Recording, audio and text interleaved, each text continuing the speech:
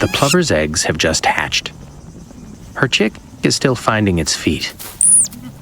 In a dangerous world, jackals are opportunistic hunters.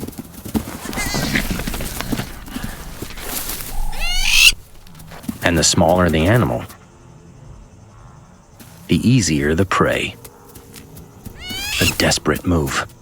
The brave mother does all she can to draw the attention to herself and away from her chick. As long as it doesn't move, it's almost invisible.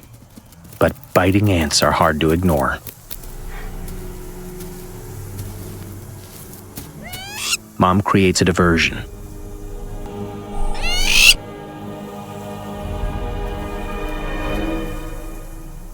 Distracting the jackal.